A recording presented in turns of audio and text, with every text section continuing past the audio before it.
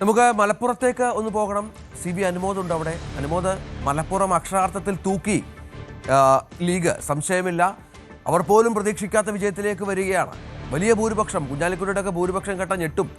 അത്രത്തോളം വലിയ ഭൂരിപക്ഷം, ഒരുപക്ഷെ സംസ്ഥാന ചരിത്രത്തിലെ ഏറ്റവും വലിയ ഭൂരിപക്ഷത്തിലേക്ക് അവരുടെ നേതാവ് തന്നെ വരുമ്പോൾ ലീഗിന് ഇനിയിപ്പോൾ തിരിഞ്ഞു നോക്കാനില്ലല്ലോ.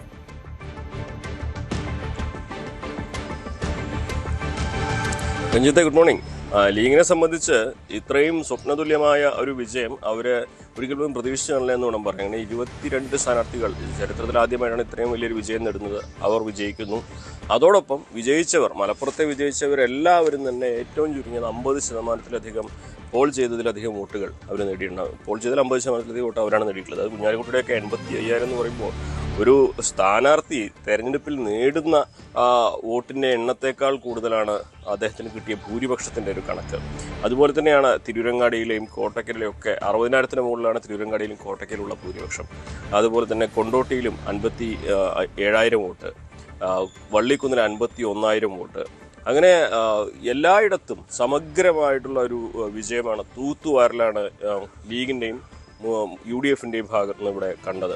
അതിൽ തന്നെ UDF-ൽ കോൺഗ്രസിനെ സംബന്ധിച്ച് ആദ്യമായിട്ടാണ് അവർ 4 സീറ്റ്, അവർക്കുള്ള ജില്ലയിലുള്ള 4 സീറ്റും ജയിക്കുന്നത്. അത് UDF സംവിധാനത്തിൽ വലിയ ഒരു നേട്ടമായിട്ട് തന്നെ വേണം കാണുവാൻ. പ്രത്യേകിച്ച് പൊന്നാനി പിടിച്ചെടുത്തതും തവനൂർ നേടിയതും അത് കോൺഗ്രസിനെ സംബന്ധിച്ച് വലിയ ആത്മവിശ്വാസം നൽകുന്ന ഒരു കാര്യമാണ്. പ്രത്യേകിച്ച് പൊന്നാനിയൊക്കെ കഴിഞ്ഞ 20 വർഷമായി പാർട്ടി ചിഹ്നത്തിൽ പൊന്നാനിപുരം കോട്ടയായിട്ട് ഇടതുപക്ഷം കൊണ്ടു നടന്ന ഒരു മണ്ഡലമാണ്.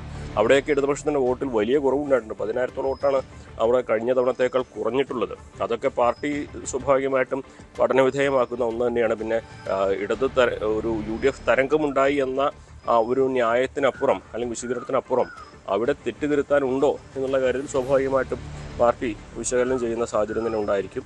തവനൂരിൽ അവിടെ VS ജോയിയുടെ വിജയവും 14,000-ഓളം വോട്ടുകൾക്കാണ്. സ്വാഭാവികമായിട്ടും KT ജലീലിനെ അവിടെ ജലീലിൻ്റെ വ്യക്തിപരമായിട്ടുള്ള പ്രശ്നങ്ങളാണോ തോൽവിയിലേക്ക് നയിച്ചത്, ഈ തരംഗത്തിനപ്പുറം എന്ന ചോദ്യവും അവിടെ ഉയരുന്നു എന്നാണ്. കാരണം അദ്ദേഹം കഴിഞ്ഞ തവണ ജയിച്ച് ആദ്യത്തെ 3 വർഷം മണ്ഡലത്തിൽ സജീവമായിരുന്നില്ല.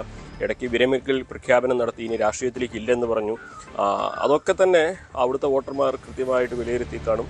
സ്വാഭാവികമായിട്ട് ആദ്യം മത്സരിക്കാനില്ല എന്ന് പറഞ്ഞ് മാറി നിന്നാൾ വീണ്ടും മത്സരിക്കുമ്പോൾ ഉണ്ടാകുന്ന ഒരു അസ്വാരസ്യം അത് പോളിംഗിലും പ്രതിഫലിച്ചിട്ടുണ്ടാകാമെന്ന് തന്നെയാണ് വിലയിരുത്തൽ. എന്നാണെങ്കിലും അവിടെ മറ്റൊരു കാര്യം കൂടി ഉണ്ട്. VS ജോയി വിജയിച്ചത് ഈ ജാതി മത സമുദായിക വോട്ടുകളൊക്കെ എണ്ണം പറയുന്നൊരു കാലത്ത് ഒരു ക്രിസ്ത്യൻ വോട്ട് പോലും ഇല്ലാത്ത മണ്ഡലത്തിൽ നിന്നാണ് എന്നുള്ളതാണ് പ്രധാനപ്പെട്ട ഒരു കാര്യം.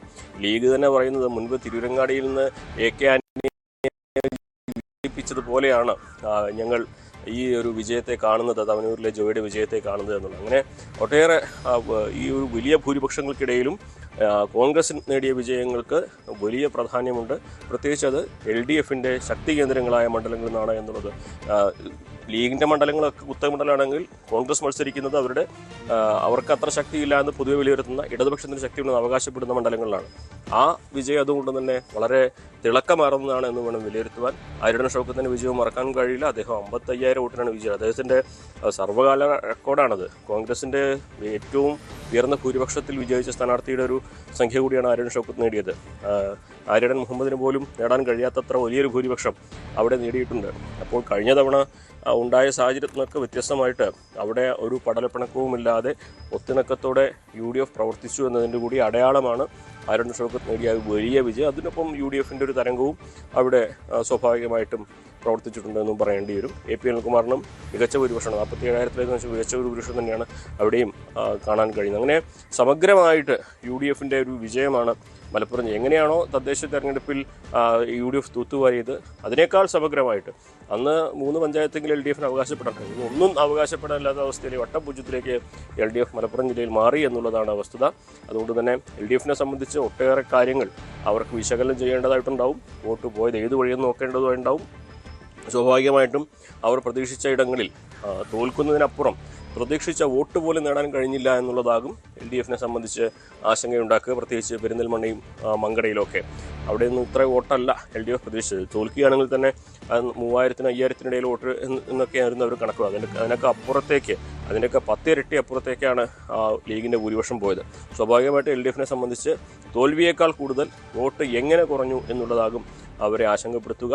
UDF-നാണെങ്കിൽ ഇനി അടുത്ത ഘട്ടത്തിലേക്ക് കടക്കേണ്ട സമയമാണ്. സ്വാഭാവികമായിട്ട് ആരൊക്കെ മന്ത്രിയാകും എന്നുള്ള ചർച്ചകളിലേക്ക് ഈ കോൺഗ്രസിൻ്റെ കൂടി 2 മികച്ച വിജയം നേടിയവരുണ്ട്. മുതിർന്ന നേതാക്കൾ DP അനിൽകുമാറും ആര്യടൻ ഷൗക്കത്തും. അവരും ഈ ഒരു ക്യാബിനറ്റ് പദവിയിലേക്ക് വരുമോ എന്നുള്ള ചോദ്യമൊക്കെ ഉയരുന്നുണ്ട്.